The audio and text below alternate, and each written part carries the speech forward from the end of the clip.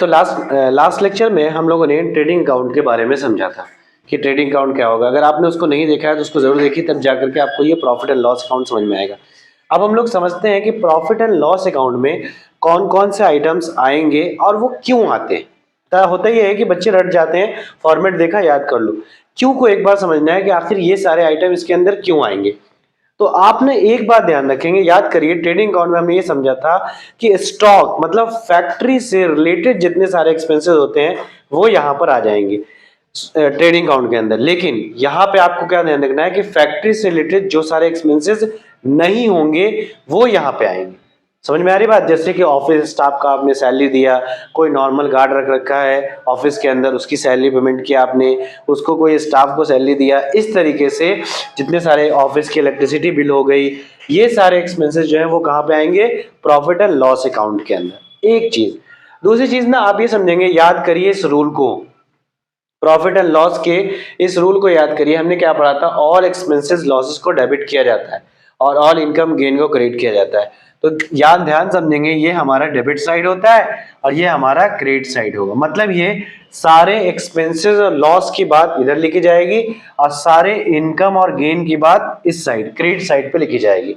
जैसे सबसे पहले हम लोग क्या करते हैं कि ट्रेडिंग अकाउंट में, जो पिछले लेक्चर में हमने समझा था, ट्रेडिंग अकाउंट में जो हमारे पास प्रॉफिट, ग्रॉस प्रॉफिट या ग्रॉस लॉस हुआ उसको हम लोग यहाँ पे ट्रांसफर करते हैं। अगर ग्रॉस प्रॉफिट हुआ तो हमारा क्या इनकम गेन वाली बात है, तो हम लोग यहाँ पर लिख देंगे बाई ग्रॉस प्रॉफिट। अगर ग्रॉस लॉस हो रखा है ट्रेडिंग में तो उसको हम लोग यहाँ पर ट्रांसफर करते हैं ग्रॉस लॉस को डेबिट साइड पे, क्योंकि ऑल लॉस को हम लोग डेबिट साइड पे लिखते हैं। उसके बाद सारे एक्सपेंसेस, जैसे सैलरी आपने दिया तो डेबिट साइड। इस तरीके से अगर आपने कोई ऐसे एक्सपेंसेस पेमेंट किए जैसे इलेक्ट्रिसिटी बिल की बात हो गई, वो यहाँ पर आएगा। इस तरीके से कैरेज इनवर्ड ट्रेडिंग में गया था क्योंकि वो परचेज से रिलेटेड होता है, लेकिन कैरेज आउटवर्ड की बात होगी। मतलब ये कि कैरेज आउटवर्ड की बात होगी तो हम लोग डेबिट साइड पे डालेंगे। इस तरीके से अगर कोई एडवर्टाइजमेंट का खर्चा है, एडवर्टाइजमेंट का कोई खर्चा है तो हमारा एक खर्चा है जो फैक्ट्री से रिलेटेड नहीं है, स्टॉक से रिलेटेड नहीं है, तो उसको हम लोग यहाँ पे डालेंगे। इस तरीके से जो भी आपके एक्सपेंसेस, जैसे जनरल एक्सपेंसेस लिखा रहता है, मिसलेनियस एक्सपेंसेस लिखा रहेगा, तो ये सारे के सारे एक्सपेंसेस कहाँ पे आएंगे? डेबिट साइड पे आ जाएंगे। इस तरीके से डेप्रिसिएशन, याद करिए, डेप्रिसिएशन एक तरीके से हमारा एक्सपेंसेस लॉसेस के अंदर आता था। डेप्रिसिएशन होता क्या था? स्टॉक, फिक्स्ड एसेट्स जो हमारे होते हैं, फिक्स्ड एसेट्स के वैल्यू में जो कमी आ जाती है उसे हम लोग क्या कहते थे? डेप्रिसिएशन कहते थे। तो ये डेप्रिसिएशन का मतलब ये हुआ कि इसके अंदर जो कमी आती है उसको हम लोग, नुकसान है तो उसको भी हम लोग डेबिट साइड पे शो कर देंगे। इस तरीके से अगर कोई हमने एसेट्स बेच दिया, उसके अंदर लॉस हो गया, जैसे ऐसी बात हो, लॉस ऑन सेल ऑफ कोई भी फिक्स एसेट लिखा हुआ है, उस पर लॉस हुआ है तो उसको हम लोग डेबिट साइड पे लिख देंगे। इस तरीके से ये सारे खर्चे डेबिट साइड पे आ जाएंगे। और जो भी आप देखेंगे फैक्ट्री से रिलेटेड एक्सपेंसेस ना हो, इस बात को लिख लेंगे आप। अब आइए क्रेडिट साइड पे क्या होगा। जैसे आपको कमीशन मिला, कोई सारे income, commission receive credit side पे आ जाएगा। इस तरीके से कोई मिसलेनियस इनकम लिखा रहेगा, वो भी हमारा इनकम है क्रेडिट साइड पे। अगर कोई आपको इंटरेस्ट रिसीव की बात होगी, इंटरेस्ट रिसीव की बात होगी तो उसको हम लोग क्रेडिट साइड पे डाल देंगे। ठीक है। इस तरीके से आप जितने सारे एक्सपेंसेस, सॉरी इनकम सोचते हैं, जैसे सारे इनकम को लिख करके उस तरीके से, जैसे गेन हो, gain on sale of fixed assets, मतलब ये कि फिक्स्ड एसेट्स को हमने सेल कर दिया और उससे हमें कोई फायदा हुआ हो तो क्या है? इनकम गेन की बात है, तो क्रेडिट साइड पे लिख दिया। अब क्या करते हैं हम लोग, सेम पिछले क्वेश्चन की तरह, ट्रेडिंग अकाउंट की तरह, दोनों तरफ हम लोग देखेंगे कि इनकम साइड ज्यादा है या खर्चा साइड ज्यादा है। आप सोचिए, इनकम अगर ज्यादा हो, खर्चा कम हो, तो हमारे पास जो बैलेंस आएगा वो क्या कहलाएगा? खुद सोचिए आप, 5 लाख की आपकी इनकम है और 4 लाख का खर्चा है, तो आपको प्रॉफिट हुआ ना इसका मतलब। तो यही बात बताई जाएगी कि अगर इनकम 5 लाख का है, सारे खर्चे देखने के बाद हमें पता चला कि नहीं, 4 लाख ही है, मतलब कम हो रहा है, तो हमारे पास जो बैलेंस आएगा उसे हम लोग क्या कहते हैं, नेट प्रॉफिट। मतलब ये हमारा नेट प्रॉफिट बैलेंसिंग फिगर आ जाएगा फाइनली। उसके बाद अगर हमारा खर्चा ज्यादा हो, मतलब इस साइड ज्यादा हो, खर्चा साइड अगर ज्यादा होता है, कमाई हमारी कम है। खुद सोचिए आपके, अगर आपकी कमाई हुई 5 लाख की, लेकिन आपका खर्चा हो गया 6 लाख का, तो आपको नुकसान कितने का हुआ, 1 लाख रुपए का। इसका मतलब वही बात है, खर्चा हो गया हमारा 5 लाख 6 लाख का, और सॉरी खर्चा हमारा है 5 लाख का, लेकिन हमारी कमाई जो है वो 4 लाख की है, तो इसका मतलब 1 लाख का नुकसान हो गया। तो इसीलिए हम लोग इसको लिखते हैं बाई नेट लॉस इस साइड, और वो हमारा बैलेंसिंग फिगर निकल के आ जाता है। जैसे ये कि आपने ये दिखा, इस साइड पूरा जोड़ा और इसके सारे कुछ को माइनस कर देंगे, तो ये हमारा नेट लॉस आ जाएगा। लेकिन अगर इस साइड को आप ऐड किया और इस सब को माइनस करेंगे, तो जो आएगा वो आपका नेट प्रॉफिट कहलाता है। तो इस तरीके से हम लोग क्या करते हैं, चीजों को समझते हैं। अब इससे रिलेटेड हम लोग क्या करेंगे, क्वेश्चंस को करेंगे, ठीक है। तो चलिए, हमारा है प्रॉफिट एंड लॉस अकाउंट के बेस पे। इट मींस ये कि प्रॉफिट एंड लॉस अकाउंट हम लोग कैसे बनाते हैं। अगर इससे पहले की वीडियो आपने ट्रेडिंग अकाउंट की नहीं देखी है तो वो जरूर देखिए, तब जाकर के आपको प्रॉफिट एंड लॉस अकाउंट अच्छे से समझ में आएगा। देखिए, सबसे बड़ी बात यह है कि प्रॉफिट एंड लॉस अकाउंट किस बेस पे बनाया जाता है, इसे हमें पहले समझना है। तो आप क्या ध्यान रखेंगे कि प्रॉफिट एंड लॉस अकाउंट बनाने के लिए हमारे पास 2-3 बातें बिल्कुल क्लियर होनी चाहिए, हमारे पास रूल्स क्लियर होना चाहिए। याद करिए, हम लोगों ने एक बात पढ़ी थी, सिर्फ आप एक रूल याद रखिए, क्या, कि ऑल एक्सपेंसेस एंड लॉसेस को हम लोग डेबिट साइड डालेंगे, और ऑल इनकम एंड गेन को हम लोग कहाँ डालते थे, क्रेडिट साइड। याद है ये रूल आपको, उम्मीद है याद होगा। अब ये जो है ना, एक्चुअली इसी के बेस पर प्रॉफिट एंड लॉस अकाउंट बनाया जाता है। अब ध्यान देंगे आप कि जब प्रॉफिट एंड लॉस अकाउंट की बात आएगी, तो आप इस रूल को याद करिए। ये चीज नॉमिनल अकाउंट के रूल में पढ़ा था। अब ये नॉमिनल अकाउंट, कभी कभी एमसीक्यू में पूछता है कि प्रॉफिट लॉस अकाउंट किस बेस पे बनाया जाता है, तो आपका क्या बताना है, नॉमिनल अकाउंट के बेस पर बनाया जाता है। अब याद करिए ग्रॉस प्रॉफिट से, अब ध्यान देंगे कि ग्रॉस, हमारे पास सबसे पहले ग्रॉस प्रॉफिट या ग्रॉस लॉस, जो भी इंफॉर्मेशन गिवन होगी उसको सबसे पहले हम लोग क्या करते हैं, उसके अंदर डाल देते हैं। तो अब हमारे पास जैसे ट्रेडिंग अकाउंट बनाया, ट्रेडिंग अकाउंट में ग्रॉस प्रॉफिट भी आ सकता है, ग्रॉस लॉस भी आ सकता है। अगर प्रॉफिट आया तो क्रेडिट साइड पे डालेंगे, अगर लॉस आता है तो उसको हम लोग डेबिट साइड पे डालेंगे, ठीक है। तो हमारे पास क्वेश्चन में क्या है, क्या निकला था, ग्रॉस प्रॉफिट। तो हमने बाई ग्रॉस प्रॉफिट यहाँ पर 8 लाख रुपए डाल दिया। कौन सा, ये जो हमारे पास क्वेश्चन में ट्रेडिंग अकाउंट में निकल करके आया था। अब क्या है कि अब हर वो सारे खर्चे जो ट्रेडिंग अकाउंट में नहीं डाले जाते, मतलब फैक्ट्री लेवल का जो भी खर्चा नहीं होगा, उसके अलावा जैसे जैसे आपने एम्प्लॉय को सैलरी दिया, या फिर ऐसा खर्चा जो बिजनेस को बढ़ाने में किया जाता है, जो भी सारे खर्च किए जाते हैं बिजनेस को बढ़ाने में, वो सब यहीं पे काउंट किए जाएंगे। जैसे आप क्या जानते हैं कि ऑफिस में इलेक्ट्रिसिटी बिल ऑफिस का पे किया गया, फैक्ट्री का नहीं। फैक्ट्री में इलेक्ट्रिसिटी बिल का मामला नहीं था, फैक्ट्री में पावर लगता है, हेवी इलेक्ट्रिसिटी, उसको पावर कहते हैं। तो उसको कहाँ शो करेंगे, ट्रेडिंग अकाउंट में। लेकिन इलेक्ट्रिसिटी होगा तो वो कहाँ पाएगा, प्रॉफिट एंड लॉस अकाउंट में।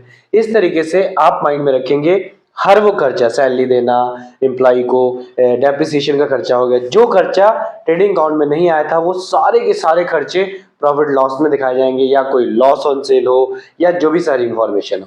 तो ध्यान से देखिए, यहाँ पे सबसे पहले सैलरी दे रखा है, तो आप क्या करेंगे, टू सैलरी। क्यों डेबिट साइड पे, क्योंकि खर्चा है, सैलरी पेड है ये। तो आपने पे किया है कितना, 50,000, तो आपने 50,000 रुपीज आप यहाँ पे लिख देंगे। उसके बाद क्या है, इलेक्ट्रिसिटी का खर्चा, तो खर्चा इलेक्ट्रिसिटी एक्सपेंसेस, तो आप क्या करेंगे, इलेक्ट्रिसिटी एक्सपेंसेस को यहाँ पर शो कर देंगे 10,000 रुपीज। अब क्या है, कैरेज इनवर्ड नहीं है, कैरेज आउटवर्ड। जो इनवर्ड हम लोग कहाँ डालते हैं, ट्रेडिंग अकाउंट में, और आउटवर्ड क्या है, प्रॉफिट एंड लॉस अकाउंट में डाला जाएगा। तो आप यहाँ पे क्या लिख देंगे, कैरेज आउटवर्ड का खर्चा जो भी होगा कितना है, 40,000 रुपीज दे रखा है। अब है डेप्रिसिएशन कितना है, 30,000 रुपए। तो ये भी क्या है, हमारा खर्चा नुकसान है डेप्रिसिएशन, क्योंकि फिक्स एसेट की वैल्यू को, हमारे फिक्स एसेट की वैल्यू को क्या करता है, कम कर देता है। तो टू डेप्रिसिएशन कितना है, 30,000 रुपए। तो हमने क्या किया, इसको भी डाल दिया।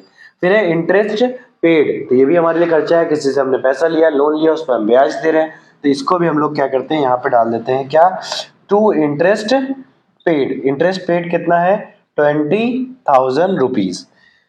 अब आइए पॉइंट नंबर 6 में दे रखा है कमीशन रिसीव। तो रिसीव मतलब आपने किसी का काम कराया, काम किया आपने और फिर आपको कमीशन मिला, तो ये आपके लिए क्या है, इनकम है। तो इसका मतलब क्या हुआ कि हमारे लिए इनकम होगा, तो ऑल इनकम कहाँ जाता है, क्रेडिटेड, मतलब क्रेडिट साइड पे। ये हमारा डेबिट साइड होता है और ये क्रेडिट साइड। तो क्या ध्यान रखेंगे कि कमीशन का मिलना कहाँ पे आएगा, तो क्रेडिट साइड पे। कमीशन रिसीव आप कहाँ पे डालेंगे, क्रेडिट साइड पे। कमीशन रिसीव का अमाउंट कितना था, 1,00,000 रुपए। तो 1,00,000 रुपए हमने क्या किया, क्रेडिट साइड पे डाल दिया। अब क्वेश्चन में दे रखा है मिसलिनियस इनकम, मतलब बाकी अदर कोई और इनकम्स है आपके पास जिसका फाइंड नहीं किया आपने डायरेक्ट। तो मिसलिनियस इनकम हमारे पास क्वेश्चन में गिवन है कितना, 1,00,000 रुपए, तो उसको भी हमने इनकम साइड पे डाल दिया 1,00,000 रुपए। अब क्वेश्चन में ध्यान से देखिए, दे रखा है वेजेस। याद करिए वेजेस हमने ट्रेडिंग अकाउंट में ऑलरेडी डाल दिया होगा, तो इसको यहाँ पर डाला जाएगा नहीं, क्यों, क्योंकि ये स्टॉक से रिलेटेड होता है। फीस का पेमेंट करना, फीस कोई भी आपने कोई काम कराया, कहीं पे कोई फीस पेमेंट किया, तो ये क्या है, स्टॉक से रिलेटेड नहीं है, तो ये भी कहा जाएगा प्रॉफिट एंड लॉस अकाउंट में। फीस पेड का एक्सपेंसेस कितना है, 50,000 रुपीज। नेक्स्ट है पॉइंट नंबर 10 हमारे पास बैड डेट्स। याद करिए बैड डेट्स क्या होता था, नुकसान, डेटर जो हमारा पैसा लेके भाग जाता था, और सारे नुकसान ऑल एक्सपेंसेस लॉसेस को कहां पर डालते हैं हम लोग, डेबिट साइड पर। इसीलिए हम लोग क्या करेंगे, कहां पे रखेंगे इसको, टू बैड डेट्स। नुकसान है ये भी डेबिट साइड पे आ जाएगा, कितना है, 50,000 रुपए। इन सारे खर्चे को डालने के बाद इसके अलावा आपको कोई भी ऐसा एक्सपेंस लगता है, loss on sale of fixed assets, अगर ऐसा दिया हुआ हो तो क्या है, ऑल लॉसेस आर डेबिटेड, तो डेबिट साइड पे डाल देंगे। अगर gain on sale of fixed दिया हुआ हो तो इसका मतलब गेन का मतलब क्या है कि हमारे पास आया, तो इनकम है, ऑल गेन आर क्रेडिटेड, तो वो चीज कहाँ चली जाएगी, क्रेडिट साइड पे। तो ये सारे को शो करने के बाद हम लोग क्या करते हैं, बुक्स ऑफ अकाउंट को क्लोज करते हैं, बैलेंस करते हैं। बैलेंस का मतलब हम देखते हैं किस साइड ज्यादा है। तो ध्यान से देखिए यहाँ पर हमें कम लग रहा है और क्रेडिट साइड बड़े बड़े अमाउंट है, 8,00,000, 9, 1, 10,00,000, तो टोटल कितना आ गया, 10,00,000 रुपए आ रहा है क्रेडिट साइड पर। ये अमाउंट हमारा ज्यादा है, तो हमने क्या किया, जिधर ज्यादा होता है उसको हम लोग बैलेंस करके दोनों तरफ लिख देते हैं। तो हमने क्या किया, दोनों तरफ इसको हमने लिख दिया। अब क्वेश्चन ने क्या कहा है कि ये सारे खर्चे को माइनस करने के बाद अगर मतलब ये कि आपकी कमाई हुई 10,00,000 रुपए की और आपने सारे खर्चे को माइनस करेंगे तो आपके पास क्या निकल के आएगा, प्रॉफिट।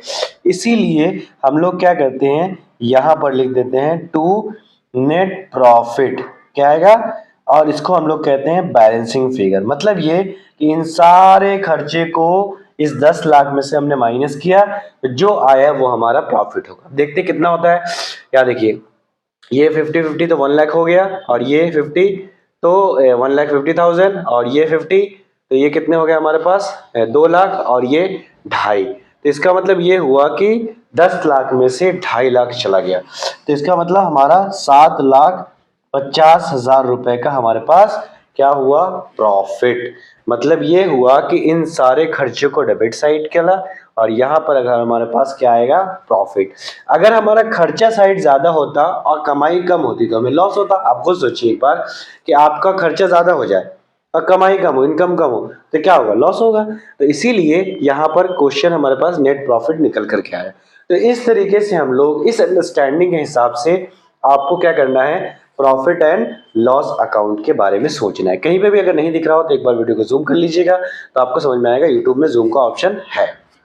तो उम्मीद है आपको ये बात समझ में आ गई होगी। नेक्स्ट लेक्चर में हम लोग फर्दर फाइनेंशियल एडजस्टमेंट और बाकी चीजों को देखेंगे। अगर ये वीडियो अच्छी लगती है तो वीडियो को चैनल को सब्सक्राइब कीजिए और दोस्तों को अपने रेफर करिए। हम आपके लिए स्टेप बाय स्टेप वीडियोस लेकर आते हुए रहेंगे, और हमारे चैनल पे बाकी चैप्टर्स की वीडियो भी डली हुई है। अगर आपको कोई भी ऐसे चैप्टर नहीं समझ में आते हैं तो चैनल को जरूर विजिट कीजिए, और प्लेलिस्ट भी बना हुआ है 11th क्लास का, 12th क्लास का, जो भी आपको नहीं समझ में आता है एक बार जरूर देखिए। मिलते हैं नेक्स्ट वीडियो के अंदर, बाय बाय।